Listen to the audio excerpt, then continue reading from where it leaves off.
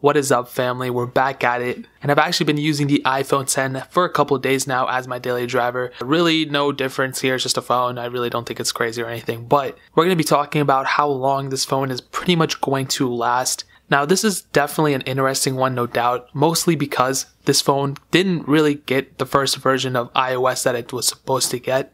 So with iOS 11, it didn't get iOS 11, the first one. It got iOS 11.1.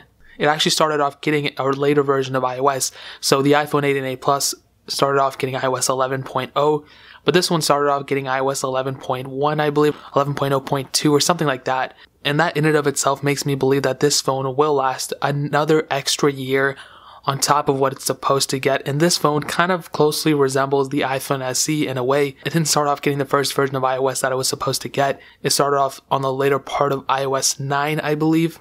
And it's the same thing with this phone. So because of that, not only will it, obviously it will get all of iOS 11, all of iOS 12, all of iOS 13, and all of iOS 14. But I personally believe that this phone will probably most likely get iOS 15 as well. And it will stop being supported on iOS 15. And the main reason, like I say, is because this phone did start off getting a later version of iOS than it was really intended to. And if they cut the life on this short and give it the full 4 years or 5 years full versions of iOS that it's supposed to get, then that would kind of be making this phone, to be kind of selling this phone short, because it's supposed to get, full versions of iOS, not necessarily like 75% of a version of iOS, if that makes any sense.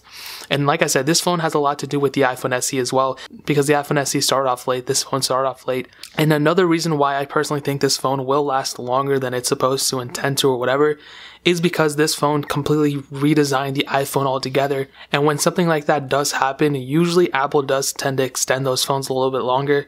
The main exception of that would probably be the iPhone 6 and 6 Plus. I think those phones are going to be zapped out after iOS 12. And that was, if you guys remember, that was pretty much the last redesign we had. I don't think those phones are going to be getting any iOS version after iOS 12.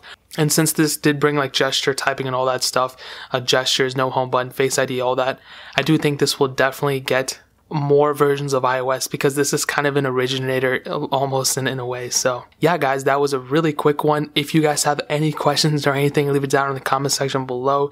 If you guys want to see a video of me explaining more about my experience with the iPhone 10, even though I've only had it for a little bit, and why I'm not too crazy about it. And I held my iPhone 7 Plus not too long ago, and I was like, man, this is still a sick phone. And I held it without the case, and I have the jet black version, and man, this is crazy. I'm still going to keep it here. I'm not going to sell it or anything. I do need it for videos and stuff, but man, I really like this design a lot. But that's besides the point. Definitely hit that like button if you enjoyed it, but definitely hit that subscribe button as well. We're still giving away an iPhone 6s and an iPhone SE on this channel, and in order to enter, all you have to do is subscribe to the channel and follow me on Twitter and Instagram.